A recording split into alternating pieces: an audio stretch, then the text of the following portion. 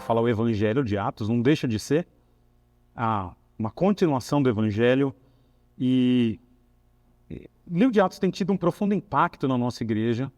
Não sei a percepção dos irmãos, mas nós que estamos na linha de frente e nos bastidores da igreja, temos mexido com a igreja a partir do texto bíblico, porque o texto bíblico tem que mexer conosco, precisa mexer com a igreja. E quando a Bíblia lida, por exemplo, com temas individuais, santificação, a ética pessoal, a mudança interior, a gente tem que mudar, tem que aplicar. Mas quando o texto lida também com o funcionamento da igreja, a gente precisa também mexer no funcionamento da igreja a partir do que a gente está estudando no texto bíblico. E o livro de Atos, ele traz a dinâmica de uma igreja nascente e conforme as situações vão surgindo, padrões são instituídos na igreja de Atos. E muito do que nós estudamos aqui, que aconteceu na igreja de Atos, Deus tem nos dado a graça de alguma forma, ou a igreja espontaneamente, organicamente mudar, ou de fato a gente tomar medidas que transformem a realidade da nossa igreja. Então, por exemplo, quando a gente começou a lidar com Atos capítulo 2 e perseveravam na doutrina, no partir do pão, nas orações, a gente estabeleceu alguns padrões aqui na nossa igreja, inclusive, por exemplo, de oração comunitária. E temos insistido nesse padrão, por exemplo, a partir do texto bíblico. O texto mexeu com a gente quando lidamos com Atos capítulo 4 e Atos capítulo 5, quando lidamos com generosidade e contribuição, e a igreja espontaneamente, organicamente se comprometeu. A gente não vê isso numa declaração formal, mas observando como a igreja tem sido sustentada pelos irmãos, a igreja entendeu a mensagem de generosidade do livro de Atos.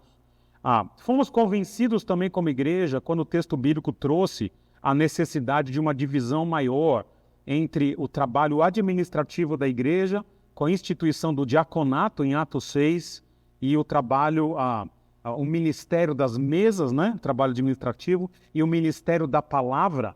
E Deus tem nos dado a graça de termos já desenvolvido bastante coisa nesse sentido de deixar a área administrativa com pessoas escolhidas pela igreja para tal função. E, finalmente, o que a Bíblia tem mexido com a gente ultimamente tem sido na questão da proclamação, e o livro de Atos de uma igreja, seja de Jerusalém, depois Antioquia, é uma igreja voltada para dentro em alguns aspectos, mas é uma igreja voltada para fora em muitos outros aspectos.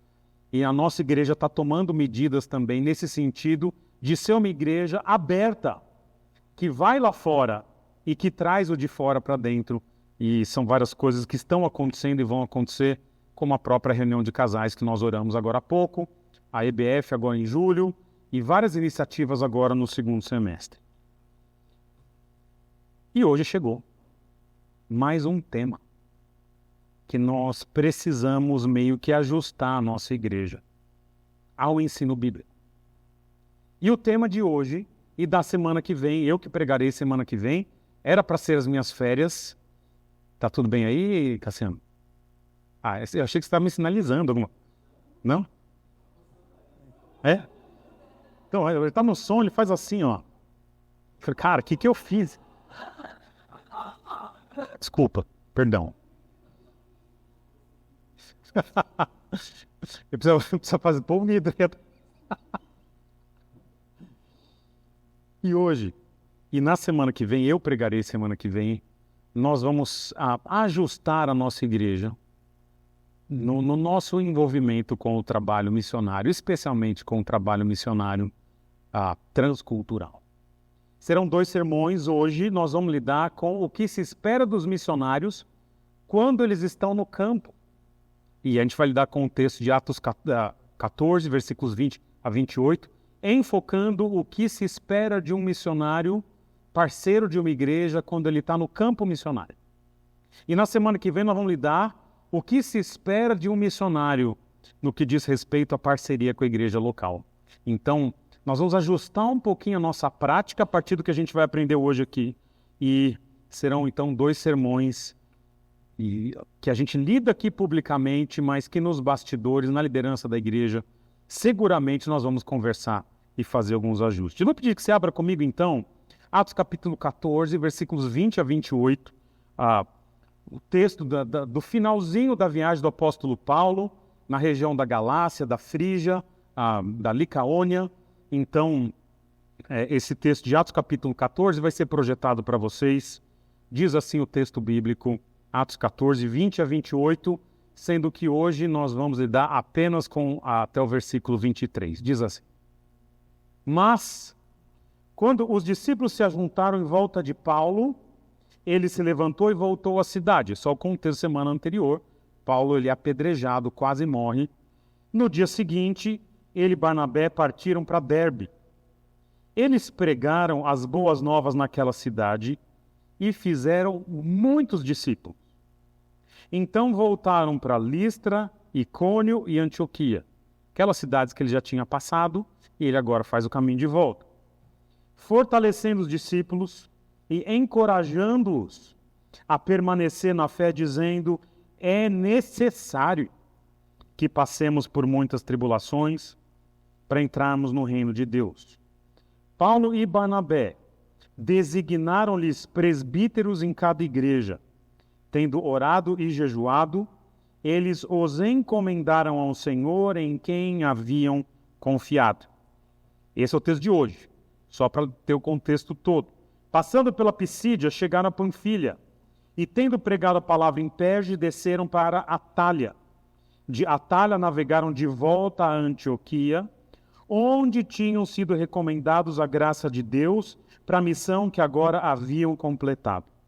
Chegando ali, reuniram a igreja e relataram tudo o que Deus tinha feito por meio deles e como abrira a porta da fé aos gentios. E ficaram ali em Antioquia muito tempo com os discípulos.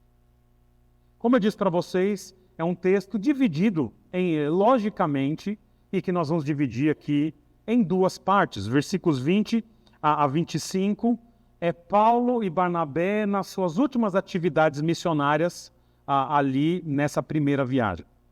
Dos versículos 26 a 28, Paulo e Barnabé voltam para a cidade que os enviou, a cidade de Antioquia, e ali tem uma série de ações junto à igreja enviadora. Então, o que nós vamos fazer hoje é alinhar a nossa prática de igreja local, primeiro lidando com as nossas expectativas quanto aos missionários no campo. E depois, quais deveriam ser as nossas expectativas quando missionários enviados pela igreja ou que são parceiros da igreja retornam. E é isso que a gente lida semana que vem. Nós queremos, basicamente, moldar a nossa prática de igreja a partir do ensino bíblico. E eu quero, então, lidar com o que se espera do missionário no campo, nos versículos 20 e 21, qual é a primeira atitude que uma igreja que envia missionários, que é parceira de missionários, o que ela espera de um missionário no campo. E eu vou ler com vocês novamente o versículo 20 e 21, que é a primeira atitude que nós queremos moldar a nossa prática, o que a nossa igreja, a partir do ensino bíblico, deve esperar de missionários que são enviados para o campo missionário. Versículo 20, mas quando os discípulos se ajuntaram em volta de Paulo, ele se levantou e voltou à cidade. No dia seguinte, ele e Barnabé partiram para Derbe, esse é o contexto, e agora sim, versículo 21, e eles pregaram as boas novas naquela cidade e fizeram muitos discípulos. O que uma igreja espera de um missionário que ela envia? Primeiro, ela espera que os missionários façam uma coisa em primeiro lugar, que anunciem o Evangelho. Agora eu estou sinalizando para o Cassiano isso. Olha aqui, Paulo então, ele vai de Antioquia, Perge, Atália, ele vai para Antioquia, vai para Chipre, sobe ali para Panfilha, vai para Antioquia da Psídia, Icônio, Listra, Derbe, volta, depois ele vai para Perge e Atália, e tudo que ele faz nesse caminho, o que se espera dele, joga para mim, Cassiano, é que eles anunciem o Evangelho.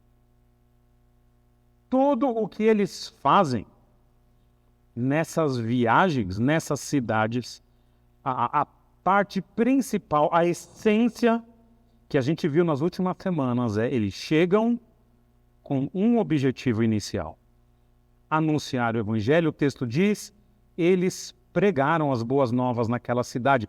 Se você observar neste capítulo, é o que eles falam em cada uma das cidades que eles passam. Inclusive, essa expressão boas novas aparece no texto várias vezes. Em cada cidade, Paulo e Barnabé anunciam o evangelho. Turma, a essência do trabalho missionário é a pregação do evangelho. Isso que eu estou falando para vocês parece tão simples, mas precisa ser dito, precisa ser repetido, precisa ser colocado na geladeira, precisa ser colocado na Bíblia, se a pessoa lê a Bíblia, no celular.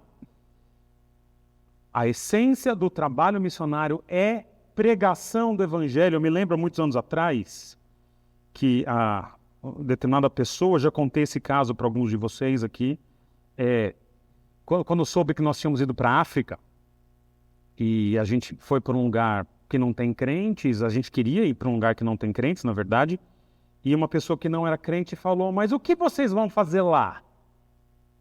E eu falei, a gente vai falar de Jesus para eles. E ela respondeu assim, mas eles não têm religião?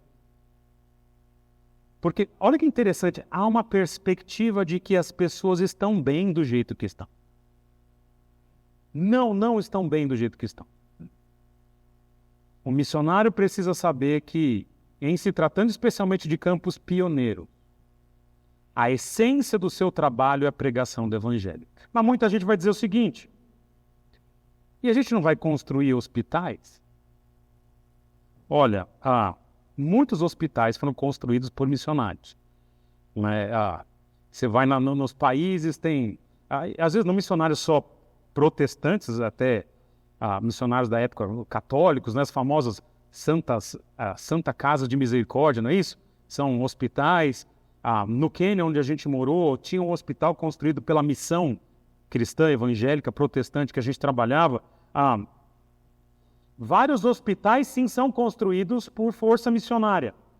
Hospitais são muito bons, hospitais ajudam as pessoas, mas o trabalho missionário não é sobre construir hospitais, é sobre pregar o evangelho. Muitos pensam que o trabalho missionário, ele é sobre ensinar para as pessoas um esporte, uma profissão, um meio de vida, trazer educação, ensino. Para quem não tem ensino, sim, montar escola, ensinar esporte, dar uma profissão, tudo isso é louvável, não é ruim. Mas nas Escrituras, a essência do trabalho missionário não é escola, não é educação, não é esporte. A essência do trabalho missionário é a pregação do evangelho. Muitos outros acham que o trabalho missionário significa você dar um prato de comida ao necessitado. Gente que não tem o que comer. E é muito bom quando a gente pode, de fato, suprir as necessidades das pessoas que não têm. Não sei se você já teve a experiência de lidar com gente que não tem de onde tirar recursos, de levar um prato de comida. Isso é muito bom. Mas o trabalho missionário não é sobre levar comida a quem não tem comida. O trabalho missionário, a essência do trabalho missionário é pregar as boas novas. Muitos entendem que o trabalho missionário é transmitir valores da cultura, da civilização, da democracia ou da família. Olha que valores bons da família e tudo mais. Sim, nós defendemos muitos desses valores. Da cultura, da família, eventualmente da democracia, de uma civilização. Mas o trabalho missionário não é sobre melhorar a vida prática das pessoas, na cultura, na família ou na civilização. A essência do trabalho missionário é pregar que as pessoas estão perdidas e elas precisam de um Salvador. E essas são as boas novas do Evangelho. O trabalho missionário consiste em pregar que as pessoas estão perdidas e elas precisam de um Salvador. Sabe, turma, muitas dessas coisas que eu mencionei aqui, escola, esporte, profissão, valores familiares, cultura, muitas dessas coisas aqui, desculpa eu vou ser honesto, ajuda financeira, cuidado com o necessitado, muita criança esperança, fazer vaquinha, rifa, bazar, não é? Muitas dessas coisas não precisam ser feitas nem por cristãos. Aliás, muitos não cristãos são profissionais dessas coisas. O que nós temos como igreja, que ninguém tem, é o Evangelho de Jesus. Mas quando a gente pensa em trabalho missionário, muitas e muitas vezes, a última coisa que a gente pensa é justamente a essência do trabalho missionário, que é anunciar o Evangelho para pessoas perdidas. Nós temos algo precioso. Os apóstolos sabem disso. Aliás, os apóstolos passam em regiões, todas elas, muito bem desenvolvidas. Muito obrigado. Muitas dessas regiões que eles passam na primeira, e especialmente na segunda viagem missionária, são regiões prósperas. Não precisam de desenvolvimento, mas são regiões em que as pessoas estão perdidas porque elas não têm um Salvador. A nossa essência, turma, como igreja, o que nós somos pecadores que foram salvos por Jesus, e é essa essência que a gente tem que levar lá para fora. Mas sabe o que eu penso? Como pastor, fiz 9 anos de ministério agora, sigo para o meu 9º para 10º ano, e tendo estado no ministério já há 20 anos agora, de forma geral. O que eu observo é que a maioria de nós, crentes, consegue muito bem fazer todas essas outras coisas. Mas tem uma enorme dificuldade de, em poucos minutos ou segundos, de fato pregar o Evangelho. A maioria de nós não consegue ainda desenvolver para os de fora aquilo que nos diferencia. Explicar para alguém a salvação.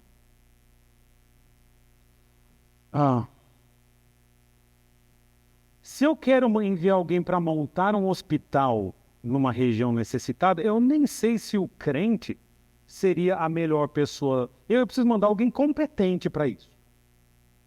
Agora, se eu estou enviando alguém para falar de Jesus, precisa ser crente e o que ele precisa saber é, sendo crente, explicar para alguém o que é um crente. Sabe como se prega o Evangelho? Alguém é bom aí de tecnologia, tem um relógio rápido aí? Vou pedir que você cronometre para mim, por favor. Quem pode cronometrar? A molecada aí. Léo, consegue, Léo? Tá? Quando eu falar 0, quando eu falar que eu vou começar, se cronometra, pode ser? Tá bom. Tá pronto aí? Pode começar. Ninguém é bonzinho diante de Deus. Ninguém. Você não é, Léo, eu não sou, você não é. Ninguém. Mas Deus sendo perfeito e ao mesmo tempo justo, Deus é juiz, ele diz que nós estamos condenados, porque nós não somos bons, nem perfeitos e nem bonzinhos. Mas ele ofereceu o filho dele para morrer no nosso lugar, pagando a penalidade que pessoas que não são perfeitas deveriam pagar. Jesus, então, ele morreu para pagar essa penalidade e satisfez a justiça de Deus. E ao 3º dia, Jesus ressuscitou. E agora, assim como ele fez comigo, quando eu tinha 15 anos, ele pede que todos agora se arrependam dos seus pecados e confiem que ele é o Salvador do mundo. E fazendo isso, essas pessoas que estão condenadas saem das trevas e vão para a luz. Isso ele fez comigo e fez com todo crente que está aqui. E se alguém não confia em Jesus para a sua salvação, o seu destino é a perdição eterna. Pode parar, meu. Quanto tempo? 1 minuto. 1 minuto. Turma, sabe o que é o trabalho missionário? É fazer esse 1 minuto. Vez após vez, após vez, após vez, após vez, após vez. Mas a maioria de nós não compreende muitas vezes que esse é o trabalho missionário. Se para pregar esse evangelho de 1 minuto eu preciso aprender uma nova língua, eu aprendo. Para quê? Para que um dia eu tenha fluência suficiente para usar esse 1 minuto todos os dias. Se para permanecer num país eu preciso montar escola, hospital, usar da distribuição de comida ou esporte, eu monto escola, monto hospital, uso o esporte. Para quê? Para eu ter esse 1 minuto todos os dias para conversar com alguém. Porque tudo isso é feito para que a essência do trabalho missionário seja, de fato, o anúncio do Evangelho. É isso que define o que é um missionário. Nós vamos lidar depois, daqui a pouquinho, que quando esse trabalho é feito, depois o campo missionário vai para outros estágios. Aí eu lido com vocês. Mas o principal está aqui, é o anúncio do Evangelho. E eu quero tratar agora, eu vou pedir, tem os irmãos muito queridos que estão nos visitando, vários aqui. Então, a aplicação agora para a nossa igreja, vocês levem para a igreja de origem um pouco dessa aplicação, se acharem que ela é apropriada, mas é para a nossa igreja. Turma, nós temos ajudado algumas famílias. Com um pouquinho.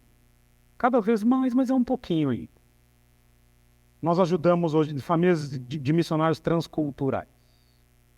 2 que estão em linha de frente. A norte da África e com os indígenas Yanomami. E uma família que dá o apoio para quem está na linha de frente, que trabalha com asas de socorro.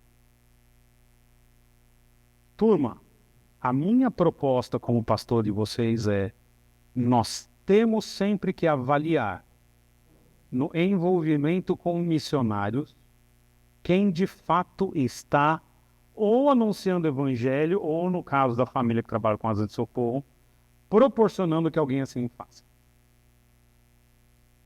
Quero conversar com vocês um pouquinho do que sempre se fala aqui quando missionários vêm aqui, e eu nunca falei. Quer dizer, já falei, mas falei muito pouco aqui. Que são os próximos slides que o Cassiano vai jogar para a gente aqui. Nós temos que lembrar que se a gente está entendendo que a essência do trabalho missionário é o anúncio do evangelho, eu tenho que priorizar o trabalho missionário nos lugares em que isso ainda é o trabalho principal, que são os lugares dos povos chamados não alcançados, que é uma categoria de povo que a gente chama, em que tem tão poucos crentes naquele lugar, que ali não existe um movimento missionário evangélico de igreja que seja consistente ou sustentável. Isso é um povo não alcançado. Fala-se hoje em menos de 1% de pessoas crentes. Há classificações diferentes, de 1 a 5%, mas é um lugar, um povo, uma cultura em que você não tem 1% de cristãos verdadeiros. Okay? Joga para mim esse slide inteiro, por favor. Então, não há um movimento de igreja nativa que seja viável. Ok? Então, se não vier ajuda externa, esse grupo morre. E aí é um grupo que não tem força, não tem recursos ou ainda não tem compromisso com Jesus o suficiente para que o evangelho subsista naquela região. Joga o próximo slide para mim.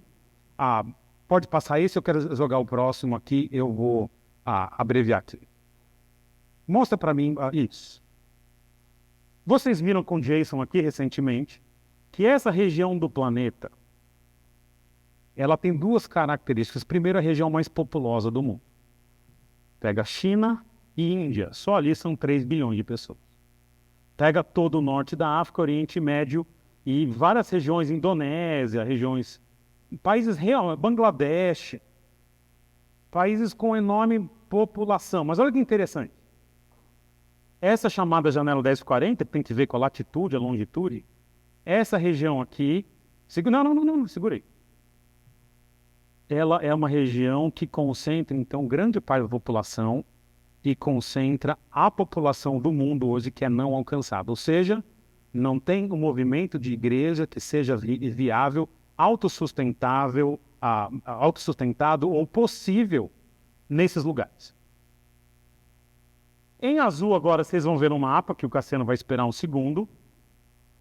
Nós vamos ver então o resto do mundo, América Latina, América do Norte, Europa, parte do meio até o sul da África, Austrália, enfim, Rússia. São lugares ou que já tiveram o evangelho ou que têm o evangelho funcionando. As igrejas existem, elas funcionam. Ok? Europa, quando algumas igrejas já morreram, mas houve igrejas. Então, eu quero que vocês pensem, então, a maior necessidade missionária está nessa parte vermelha aqui.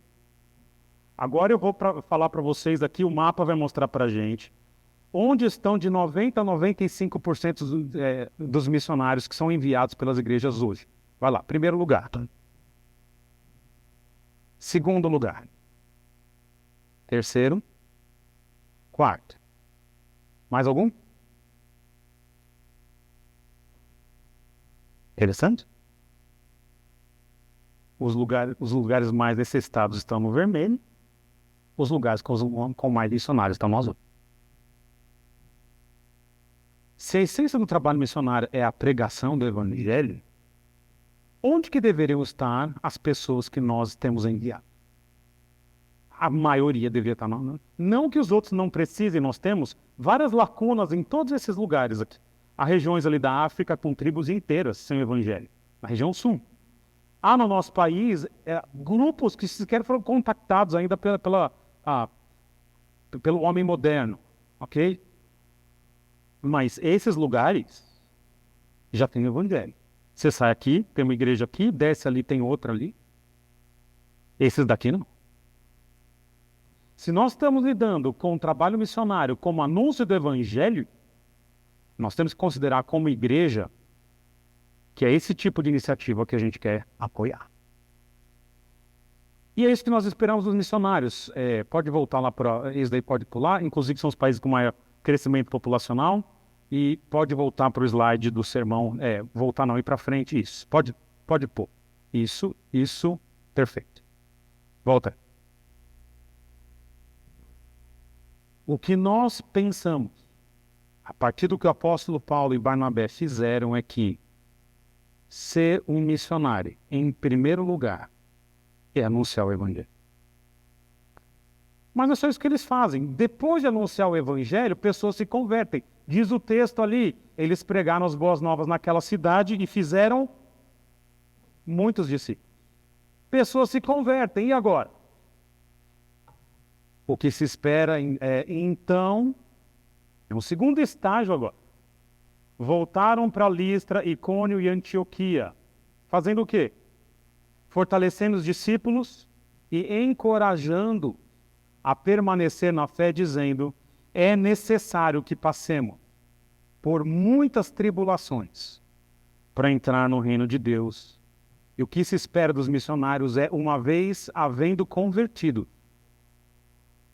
que esses missionários agora implantem igrejas e as fortaleçam. O anúncio do evangelho é o trabalho missionário principal, mas a gente anuncia porque a gente imagina, de fato, a gente sabe que Deus tem gente que Ele vai eleger e vai salvar. E quando isso acontece, você faz o quê? Já cumpri, tem 5 convertidos ali no lugar, vou embora, certo? Não. Os apóstolos sabem que, tendo convertidos, agora é necessário fortalecê-los e mais. Transformar um grupo de pessoas crentes num negócio chamado igreja. Muito obrigado. Eu pensei em te lembrar, querido, mas você estava concentrado aí. Então, obrigado. Vocês me dão um segundinho, pode ser? Pode ser? Maravilhosa, geladinho. Obrigado. Não? Que Deus o recompense, filha. O anúncio do evangelho, ele é o começo. Mas ele não pode parar por ali. O trabalho missionário precisa seguir. E falando num segundo momento, Paulo e Barnabé, então, eles pregam o evangelho em todas aquelas cidades do mapa. pessoas se convertem e eles agora têm muitos discípulos. Eles cumprem o objetivo inicial, primário, essencial. E agora o trabalho missionário segue. E esses discípulos agora, eles precisam de condições teológicas, eclesiológicas, bibliológicas, de ensino, para deixar de ser só um grupinho de convertidos e se transformar de fato numa igreja. Porque o plano de Deus para a história, turma, não é a salvação de indivíduos. Começa com a salvação de indivíduos. O plano de Deus para a história envolve a implantação de igrejas. Muito do que eu critico no atual movimento do discipulado, que começou na década de 1990, é que muitas pessoas acreditam que o discipulado significa pegar uma pessoa aqui de uma igreja, outra aqui, e vai assim, um movimento meio que horizontal, eu discipulo um, discipulo outro, e eu falo, Não é assim que aconteceu no Novo Testamento. Quando Jesus diz, ide e fazei discípulos de todas as nações, se a gente entende que no livro de Atos, os apóstolos estão cumprindo a grande comissão, na hora de fazer discípulos, eles não vão saindo e passeando nos lugares. Vem ser meu discípulo, que nem Jesus fazia. Quando eles cumprem a grande comissão, eles instituem igrejas. O cumprimento da grande comissão, ele é individual, mas ele não é só individual, ele é institucionalizado. Eles fundam igrejas. Inclusive, se você olhar no versículo 23, vai dizer, Paulo e Barnabé designaram-lhe presbíteros em cada igreja. Volta lá, Cassiano, não dá o spoiler do próximo ponto. Designaram-lhe presbíteros em cada igreja. Ele não está falando só de pessoas crentes, ele está falando de igrejas instituídas.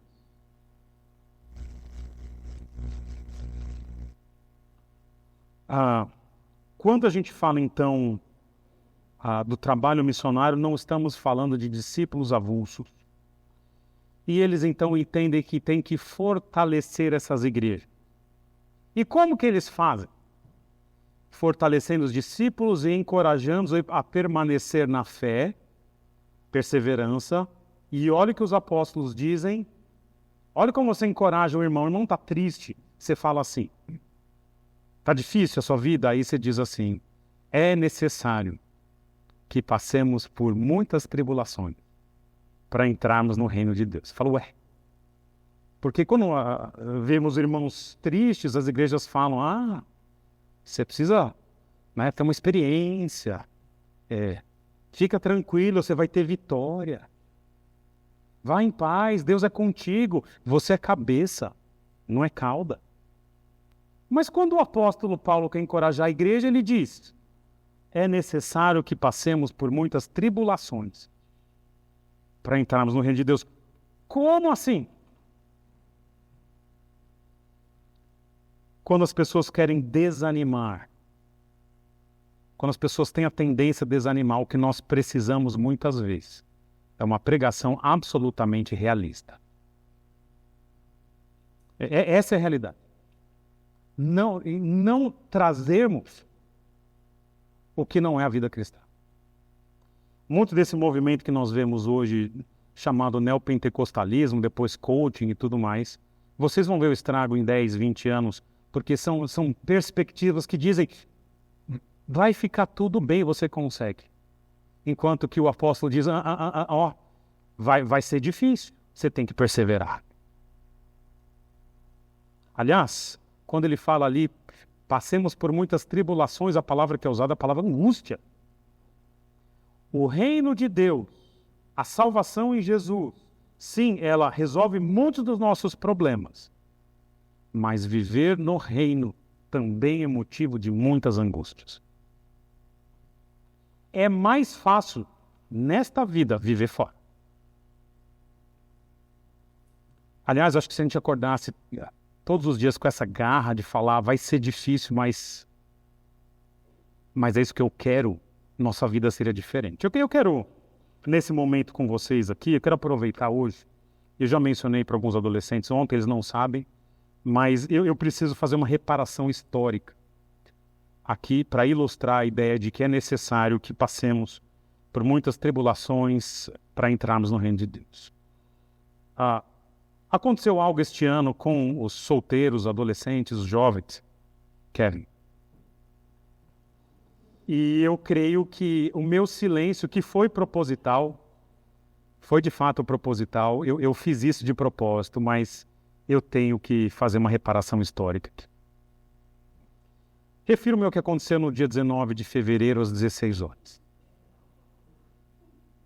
O que aconteceu no dia 19 de fevereiro deste ano, às 16 horas, Kevin? Vitória dos solteiros. Eu não mencionei nada de propósito e deixei o assunto morrer. Observam isso? Solteiros venceram os casados esse ano e eu não mencionei nada. Esse é o problema do poder do microfone. O silêncio é uma mensagem.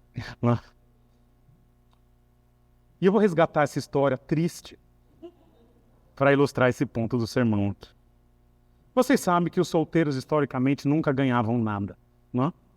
Ano após ano após ano. Mas nesse ano aconteceu algo inesperado. Eles entraram no jogo e entraram... Veja se eu estou enganado, Kevin. Kevin foi o líder do time dos solteiros. Eles entraram para jogar o jogo da vida deles. Certo, Joaquim, João, Léo e outros. Eles sabiam que o jogo ia ser difícil. Por quê? Todo ano... Eu já não tinha mais parede para anotar os gols ali. Mas eles entraram com garra, não entraram? Esse ano eu vi, quando eu entrei em campo, eu falei, rapaz. E de repente fizeram 1-0, 2-0. E eu percebi que o dia estava perdido quando houve o gol de peito do Léo. Que o Kevin chutou para a lateral, bateu no peito do Léo e entrou no nosso gol. Falei, os céus conspiram hoje. Quando estava 7-1. E aí eles tiraram a camisa. E eu lembro da frase do Cassiano, ela ecoa para mim até hoje. Não tira a camisa, né? Volta-se aquela imagem. Porque eu não quero ver esses franguinhos ganhando da gente. A gente vê aqueles meninos tudo magrinho. E ganhar de 8-1 vai ficar mais humilhante.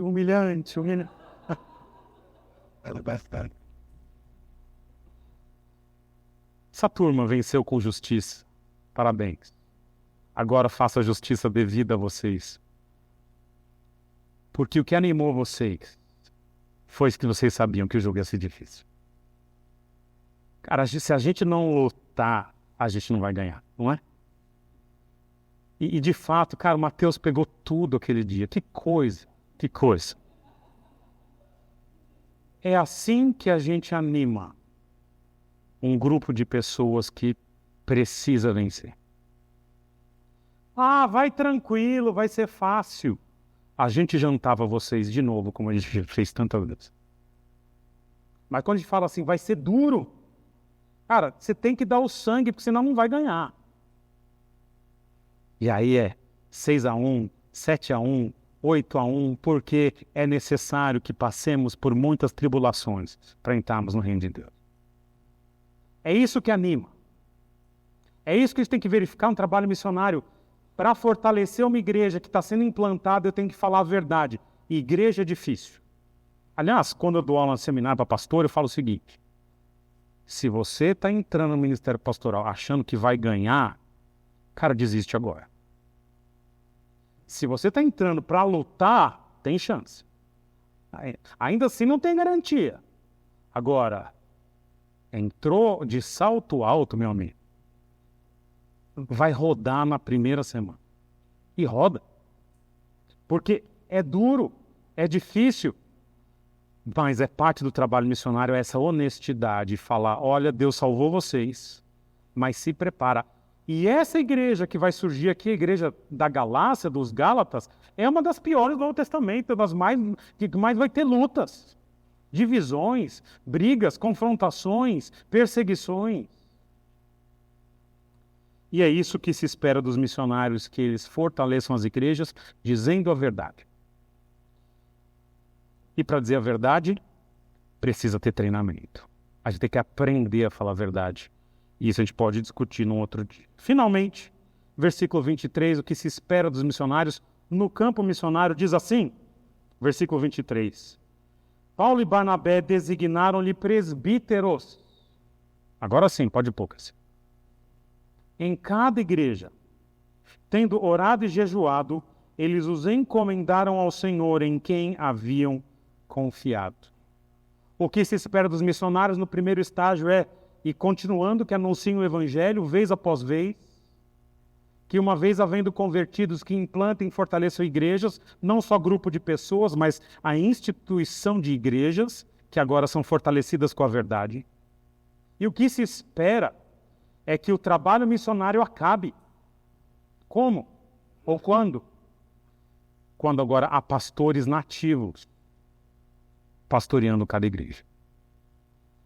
Interessante quando ele diz assim, designaram-lhe presbíteros em cada igreja, já vou lidar com isso daqui. Tendo orado e jejuado, eles os encomendaram ao Senhor em quem haviam crido. Agora eles dão um tapinha nas costas dos pastores, falam, vocês creram no mesmo Jesus que eu, vocês estão ordenados, agora o trabalho da igreja é com você. Essa última parte demonstra, então, que nós precisamos ter uma perspectiva de término do trabalho missionário. Quando que esse trabalho termina? Quando a igreja já tem pastores treinados. A igreja nativa tem pastores nativos treinados. Eu tive um dos meus líderes no campo missionário, ele falou uma coisa que eu me lembro, e ele falava o seguinte, eu acho que nós temos errado, nos últimos 200 anos, como força missionária, mais em ficar muito tempo no campo do que pouco tempo. O que ele estava dizendo? O nosso erro tem sido, a gente fica tempo demais. Quando já era para sair, a gente não sai. E são poucos os lugares que a gente erra ficando de menos. E é verdade.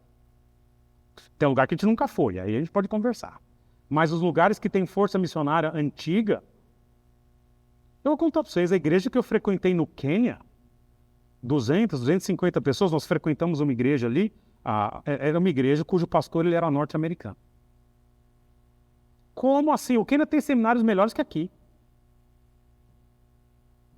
Como não tem num grupo de 200, 250 pessoas, alguém que tenha treinamento suficiente para pastorear uma igreja?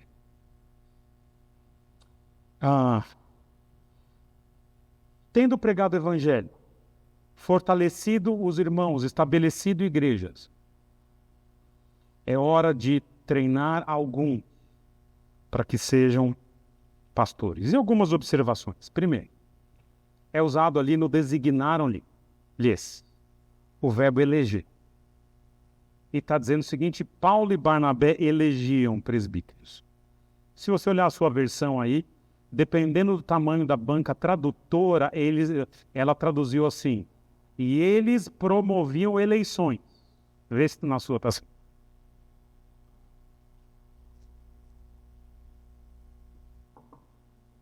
Esse verbo, ele é traduzido normalmente no Novo Testamento por eleger, não por promover eleição. Quando a pessoa coloca como tradutor promoviam eleições, ele está querendo agradar uma gama de igrejas que têm perspectivas diferentes quanto a quem vai ser pastor. Mas o que o texto está dizendo, nominalmente, é Paulo e Barnabé elegidos. Eles escolhiam. Tem ali o eles, e aí você tem que entender quem é esse ele. Para mim só faz sentido Paulo e Barnabé. O que eu estou dizendo para vocês? O natural, o normal, é que a escolha dos pastores seja feita pela liderança que estabeleceu a igreja. A Bíblia não proíbe da igreja participar na eleição. Mas a igreja não é quem elege primariamente os presbíteros. É isso que eu estou dizendo para vocês. A igreja pode referendar uma escolha. Se a igreja não quer alguém como pastor, não faz sentido. Agora, a igreja cria um movimento, queremos que fulano seja pastor, e a liderança não quer, desculpa. Você não encontra apoio bíblico. Aliás, no livro de Tito, Tito capítulo 1, versículo 5, Jesus, o apóstolo Paulo, diz para Tito, eu lhe coloquei em Creta para que você estabelecesse presbítero. Paulo coloca um homem para escolher presbítero. Na nossa igreja funciona assim. A pessoa que vai indicar hoje sou eu, ou quem for o pastor na época. E a igreja vai referendar essa escolha. Mas essa participação da liderança, ela é fundamental. Aliás, eu vou explicar porque ela é fundamental, além disso. Eu sempre digo o seguinte, se a gente entende que a cerimônia de imposição de mãos ela é uma transferência de autoridade, a mão que vai estar levantada é a minha, não é a sua. Sou eu que estou entendendo que aquela pessoa ela vai receber uma autoridade que a igreja está concedendo. Então, se é uma coisa... Nesse momento que tem que escolher um presbítero, eu penso. Nós tivemos testes aqui na igreja e eu falei, a minha não vai ser. Os irmãos conhecem isso. A minha mão eu não vou levantar. Por quê? Porque precisa ter uma série de qualificações, experiência e tudo mais. Outra observação. Designaram-lhes ou elegeram presbíteros em cada igreja, mais de um. Essa é a normalidade do Novo Testamento. Nós vivemos na nossa igreja ainda algo que não é o normal. Temos um pastor no momento. Temos tomado iniciativas para melhorar isso, mas sem precipitações. Mas o normal do Novo Testamento, até pela dinâmica da igreja. As igrejas, a gente pensa assim, igreja de Éfeso.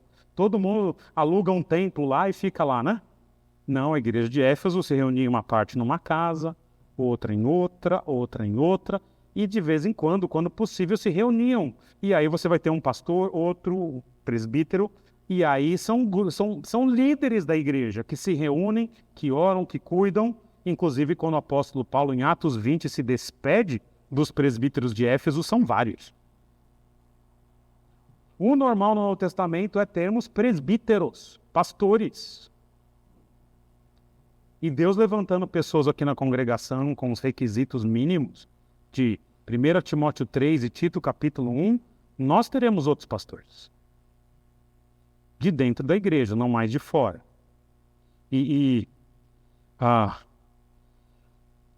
O melhor para a igreja é que haja uma liderança plural. É o melhor para a igreja. No momento, nós temos hoje o treinamento de irmãos eleitos pela igreja para um conselho de liderança. Não é uma liderança espiritual, mas é uma liderança efetiva, que deve, em algum momento, se tornar, por voto da igreja, essa liderança efetiva, e que posso falar para vocês, ajuda muito. A gente se reúne uma vez por mês, em treinamento, certo, Cassiano, Andréas, Ademir, o Sérgio, que não está aqui, a gente se reúne e conversa. Eu trago para eles as questões não pastorais, não são pastores. Quer dizer, o Ademir é ordenado, mas não exerce a função pastoral na igreja. E a gente lida com questões de liderança. Mas o ideal seria termos pastores na igreja, presbíteros. E o trabalho missionário só é considerado bem-sucedido quando isso acontece. Quando há uma liderança nativa treinada. E aí a gente pode falar, ok, podemos ir embora. Não, mas não são pastores como eu gostaria. Não, tudo bem. São pastores agora. Eles os encomendaram ao Senhor em quem haviam crido. Ok, agora é você com o Senhor, você é pastor agora. Nós devemos insistir, turma, nos lugares, a ponto de os missionários chegarem, anunciarem o evangelho, fortalecerem as igrejas, e quando chega o momento que as igrejas estão caminhando sozinhas com a sua liderança, é tempo de orar junto, agradecer, dar um apoio eventual, mas é tempo de sair. Que se espera então dos missionários? Que anunciem o evangelho, que implantem com os convertidos igrejas e as fortaleçam, e que estabeleçam pastores nativos para cada igreja. Quero terminar com uma pequeníssima aplicação e dizendo que essas questões aqui serão tratadas nesse grupo de liderança da igreja e isso deve moldar um pouquinho da nossa prática missionária. Eu acho que nós já temos andado muito nesse sentido aqui, mas eu quero agora trazer as aplicações que eu vou lidar com esses irmãos mais para frente. Primeiro, na aproximação de missionários, eu creio que nós precisamos sempre deixar muito clara a nossa posição quanto que nós pensamos ser a essência do trabalho missionário. Eu vou ser sincero para os irmãos, eu já faço isso. Os irmãos não percebem, mas os missionários que vêm aqui são selecionados a dedo. Se eu fosse trazer todo mundo que me pede, teríamos um culto missionário mais ou menos a cada 2, 3 meses, 1 mês, dependendo da época. Ok? Então, quem vem aqui normalmente é quem eu conheço, quem eu confio de alguma forma. Porque eu sei que não está no campo missionário acordando 10 horas da manhã. Está trabalhando, anunciando o evangelho, aprendendo a língua para anunciar o evangelho, fazendo alguma coisa para estar lá para anunciar o evangelho, ou, se está no segundo estágio, além de anunciar o evangelho, estão trabalhando na implantação e no fortalecimento de igreja. Ou, se a igreja está no estágio final, estão lidando com o estabelecimento de pastores nativos para um dia sair daquele lugar. Assim, a gente tem que escolher a dedo com quem a gente se envolve. Tendo sido missionário, eu posso dizer para vocês, no contexto em que eu estive, eu não sei como é o contexto em outros lugares. De fato, nós precisamos escolher quem são os nossos missionários. Precisamos mesmo. Ok? Mas nós precisamos sempre manter a nossa igreja como parceira de pessoas que estão pelo menos nesse primeiro estágio. Porque essa é a essência. Então, hoje, no caso, nós temos 2 casais que estão assim. Gente de ponta, uma numa tribo indígena, outra numa região de norte de África, ou querendo chegar no norte de África, porque é gente que vai chegar onde o evangelho não foi anunciado. Primeiro estágio. Embora a gente não vá negar que existem outros estágios e que a gente pode apoiar também. Mas nós vamos olhar dentro da igreja e hoje temos 9 pessoas que são candidatas ao ministério.